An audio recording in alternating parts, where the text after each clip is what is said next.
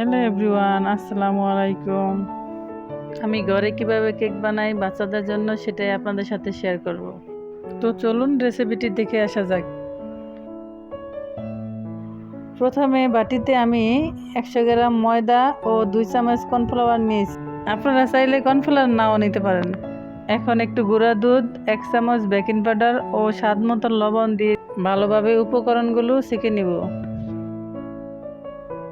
এখন আমি বাটিতে স্বাভাবিক তাপমাত্রা 2টা ডিম নিয়ে নিব।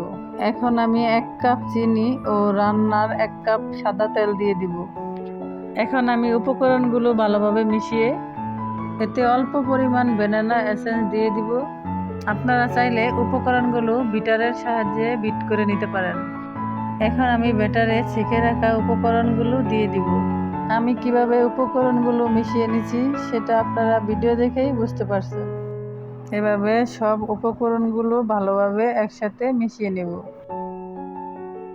এখন আমার কেকের ব্যাটারটি সম্পূর্ণ রেডি।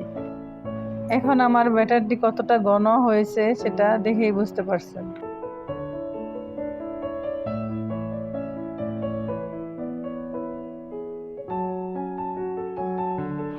তেল মাখা কড়াইয়ে এখন আমি ব্যাটারটি ঢেলে দিব।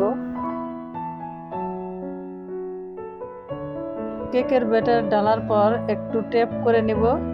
চুলাতে একটি তাওয়া বসিয়ে গরম করে নিয়েছি। গরম তাওয়ার উপরে এখন কেকের কড়াই বসিয়ে দিব। ঢাকনা দিয়ে এখন ঢেকে দেব। আপনাদের ঢাকনায় যদি কোনো ছিদ্র থাকে ছিদ্র বন্ধ করে দিবেন। ফিরে আসলাম 40 মিনিট পর। দেখতেই পারছেন আমার কেকটা কতটা ফুলেছে।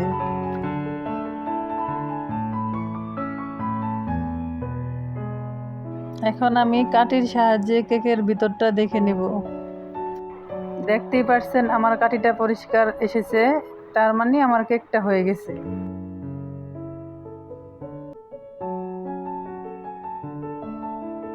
দেখেই বোঝা যাচ্ছে যে আমার কেকটা কতটা সফট হয়েছে। আমি আপনাদের কেকের ব্যাক সাইডটা দেখাই দিচ্ছি। আলহামদুলিল্লাহ আমার কেকটা খুবই নরম ও তুলতুলে হয়েছে। আমার কেকটা কেটে দেখাচ্ছি যে কতটা নরম হয়েছে। আমার ভিডিওটি যদি আপনাদের ভালো লেগে থাকে অবশ্যই একটি লাইক দিবেন এবং আমার চ্যানেলটি সাবস্ক্রাইব করে দিবেন। আজ এটুকুই। সবাই ভালো থাকবেন, সুস্থ থাকবেন। আল্লাহ হাফেজ। আসসালামু আলাইকুম।